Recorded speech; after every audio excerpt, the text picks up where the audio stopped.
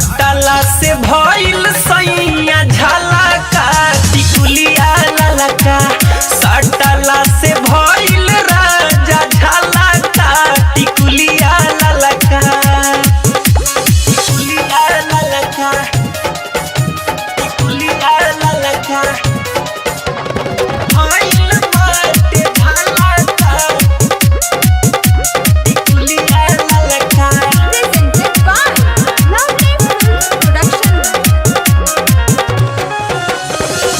कहियो ना पूरा हमारा करे डिमांड के झुमको भी लाइल बड़ लो पलवा रांड के पलवा रांड है कहियो ना पूरा हमारा करे डिमांड के झुमको भी लाइल बड़ लो पलवा रांड के टीका ले आइला नथिया लैला मुहो भी कलर झराला का चाही ना तोहर पेन्ह तू अपने चूड़ी हई सराला का टिकुलिया ललका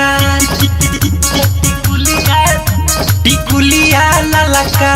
सटला से भइल सैया झलका टिकुलिया ललका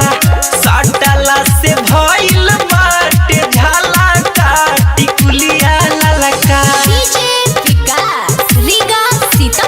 भइल बाटे झलका टिकुलिया ललका टिकुलिया ललका। आप सुन रहे हैं अमित पटेल की आवाज में।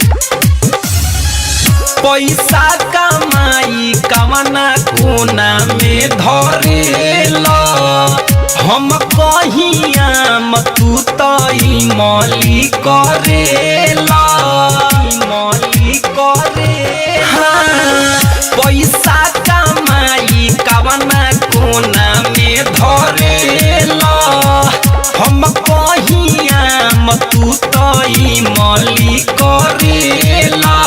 कहिले रोड धके चला बराबर चलेला तू त खाला का निक न लागे सुनय राजा मन के तोहर बढ़ाला का टिकुलिया ललका टिकुलिया ललका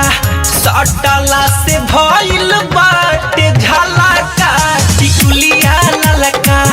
सटला से भइल सैया झलका टिकुलिया ललका भोरे से हम समझा के भेजनी लेके अइहा हलका ले अइला भारी भइल बेमारी मनला ना कहलका टिकुलिया ललका टिकुलिया ललका सटला से भइल सैया झलका टिकुलिया ललका